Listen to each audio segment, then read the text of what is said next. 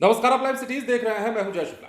देखिए, खबर बिहार के शिक्षा विभाग से जुड़ी है और शिक्षा विभाग से जुड़ी इस खबर को सुनने के बाद आप दांतों तले उंगलियां दाब लेंगे और कहेंगे कि बिहार में शिक्षकों की बहाली में कितना बड़ा फर्जीवाड़ा हुआ है, या फिर यूं भी कह सकते हैं कि बिहार में कितने हजार की संख्या में फर्जी शिक्षक हैं जो एक या एक से अधिक कागजात दिखा करके या फर्जी तरीके से डॉक्यूमेंटेशन करा करके बिहार के विद्यालयों में बच्चों को पढ़ाने का काम करते रहे।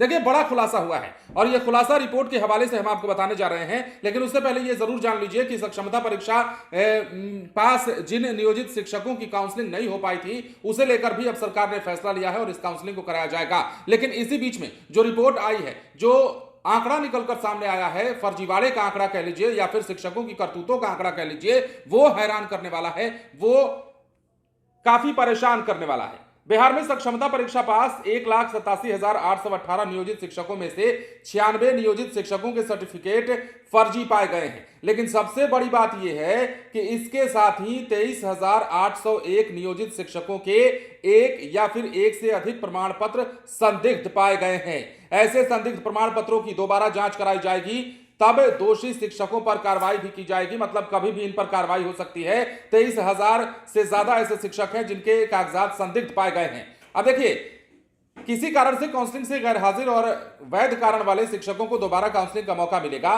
काउंसलिंग की तिथि को लेकर भी फैसला किया गया है। सक्षमता परीक्षा पास शिक्षकों की हुई काउंसलिंग के बाद माध्यमिक शिक्षा निदेशक की अध्यक्षता में बैठक हुई और ये तमाम निर्णय लिए गए हैं। बैठक में फर्जी प्रमाण पत्र वाले शिक्षकों पर विधि सम्मत कार्रवाई करने का फैसला लिया गया है। बैठक की कार्रवाई की रिपोर्ट जारी भी कर दी गई। अब देखिए, शिक्षा विभाग की रिपोर्ट के मुताबिक जिन 96 शिक्षकों के सर्टिफिकेट फर्जी पाए गए हैं, उसकी जांच होगी। शिक्षा विभाग के राज्य मुख्यालय स्तर से गठित समिति द्वारा इन प्रमाण पत्रों की सत्यता की जांच होगी और इसके बाद संबंधित निदेशालय द्वारा आगे की कार्रवाई की जाएगी। अब दूसरी ओर बड़ी बात यह है कि जिन 23,801 नियोजित शिक्षकों के एक या एक से अधिक सर्टिफिकेट संदिग्ध पाए गए हैं, सही प्रमाण पत्र अपलोड करने के लिए बिहार विद्यालय परीक्षा समिति द्वारा सॉफ्टवेयर में विकल्प प्रदान किया जाएगा।